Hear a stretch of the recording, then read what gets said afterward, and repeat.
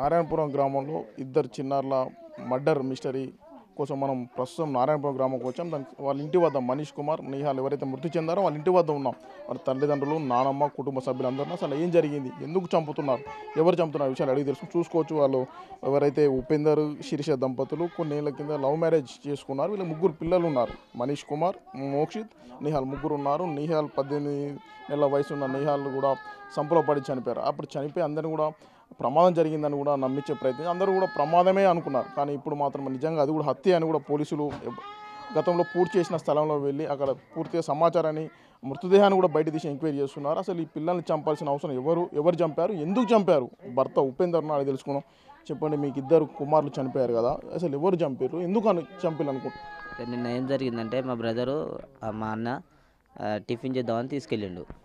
Tiffin చేసినాక ఆడ నాలుగు మాటలు అంటారు కదా, ఇక్కడ కూర్చున్నాక తర్వాత వాళ్ళు పిలిచినప్పుడు పోదామంటే మేము వెళ్ళి అక్కడ కూర్చున్నాక నేను మా భార్యని అడిగిన, శిరీష ఇట్లా నువ్వే చేసినావు అంటారు, మరి నువ్వు చేసినావా చేయలేదా నిజం చెప్పు శిరీష అని ఒక 1 అవర్ దాకా అడిగితే ఏమన్నదంటే నేనే చేసినా, నేనే ఊరేసి చంపేసిన అని చెప్పింది.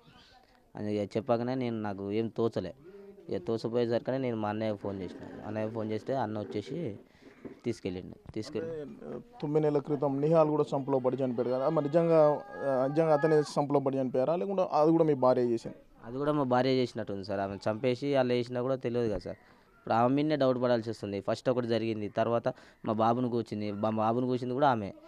ఇప్పుడు ఎవరు ఉంటారు సార్, ఇంకా బయటలోనే వస్తారు. ఒకటి అది చేసి ఒకటి ఇది చేయాలని చేయరు కదా. మా భార్యనే చేసింది సార్. నేను గట్టిగా నమ్ముతున్నా, పోలీసు అదే కోరుకుంటున్నా, గట్టిగా విచారణ చేసి మాకు ఏదో ఒక న్యాయం చేయాలని కోరుతున్నా సార్. అంటే మీరు ప్రేమ వివాహం చేసుకున్నాం శిరీషను, ఆ ప్రేమ వివాహం చేసుకున్న 3 అబ్బాయిలు కూడా జన్మనిచ్చారు. మరి భార్య 2 కొడుకులను చంపడం పట్ల ఏమనుకుంటున్నాం మీ భార్య విషయంలో? అదే అర్థం కావట్లేదు సార్ నాకు ఇంతవరకు. ఆమె మంచిగా వండుకుంటేనే ఇవన్నీ చేస్తుంది. అసలు ఎందుకు చేస్తుందో తెలుసలేదు సార్ నాకు. అమ్మ, మీరు చెప్పండి, మీ 2 మనవళ్ళు కూడా సంవత్సర కాలంలో 2 మనవళ్ళు చనిపోయారమ్మా. అసలు మీ కోడలు మీకు మధ్య భార్య భర్తలు కానీ మీ ఇంట్లో అసలు ఏమైనా గొడవ ఉంది? ఎలాంటి సంబంధం లేదు సార్. పంచాది లేదు, చెడాది లేదు. మంచిగానే పనికి పోతాడు, ఆయన వస్తాడు, సాయంత్రం 8 గంటలకు వస్తాడు, తింటాడు, పంటాడు. ఈమె మంచిగానే లేస్తుంది, పని చేసుకుంటుంది, వండుకుంటారు.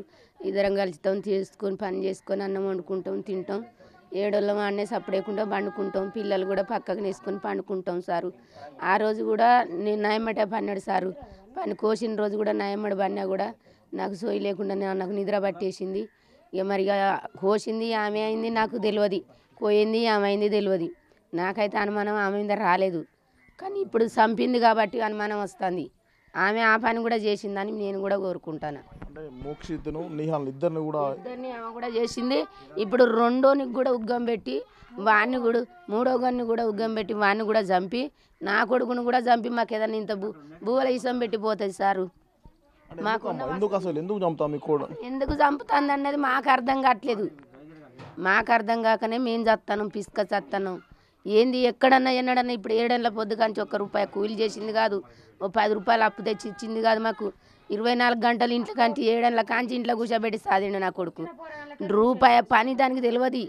5 పైసలు పని చేయదు. ఇంకో విషయం అమ్మా, ఇప్పుడు మొన్న మీ కోడలు ఒప్పుకుంది మీ కొడుకు దగ్గర నేనే చంపానని. అప్పటి వరకు మరి ఎవరి మీద అనుమానం ఉండే అమ్మా? మాకు ఎవరి మీద అనుమానం లేదు, ఎవరి మీద అనుమానం లేదు. కన్న తల్లి కదా, అట్లెట్ట చేస్తుందని నేను కన్న తల్లిని నమ్మలే.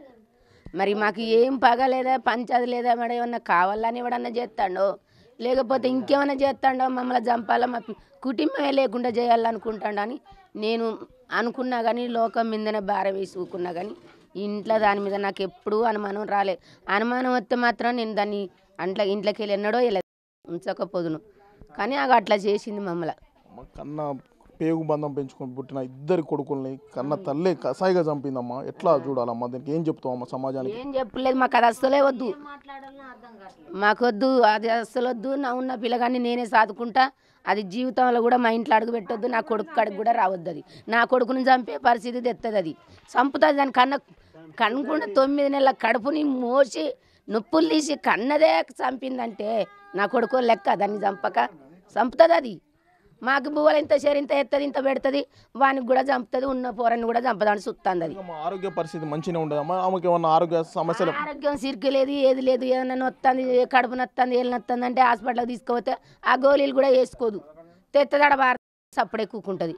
మళ్ళీ నన్ను తీసుకోబోట్లేవంటే నువ్వు ఉన్న గోళీలు వేసుకుంటలేవు, నేను తీసుకుపోయాను లాభాన్ని వాడంటాడు. అది కథ. అమ్మ నువ్వు చెప్పమ్మా, కన్న తల్లే ఇద్దరు బిడ్డల్ని హత్య చేసిందని అందరు చెప్తున్నారు. అసలు ఎట్లా? ఇట్లా ఎట్లా చంపుతుంది కన్న తల్లి? ఇంత దారుణంగా చంపుతుందా? ఏ ఊళ్ళోనన్నా జరిగిందా?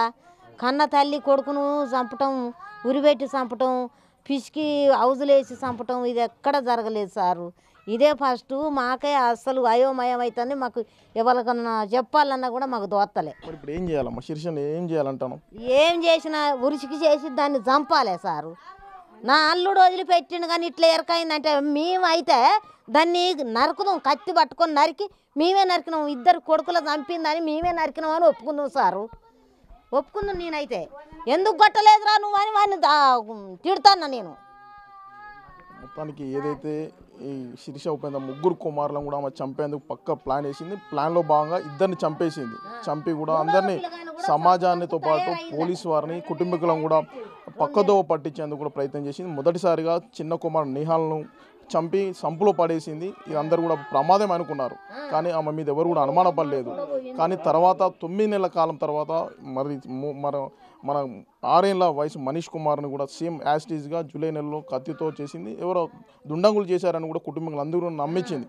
కానీ చివరిసారిగా తన ఏదైతే తాడుతో ఊరేసి చంపింది, తన భర్త ముందట నేనే చంపానని కూడా స్వయంగా ఒప్పుకుంది. మొత్తానికి కన్న తల్లే ఇద్దరు కొడుకులను పుట్టన పెట్టుకోవడం సర్వ సమాజాన్ని కూడా ఆలోచింపజేస్తుంది. తన తల్లి ఎవరైతే శిరీష ఉన్నారో ఆమె కఠినంగా శిక్షించాలి, ఉరిశిక్ష వేయాలని కూడా నారాయణపురం గ్రామవాసులు ప్రభుత్వానికి కోరుతున్నారు. వీడియో జర్నలిస్ట్ వీరేందర్తో యశ్వంత్ బిగ్ టీవీ, నారాయణపురం.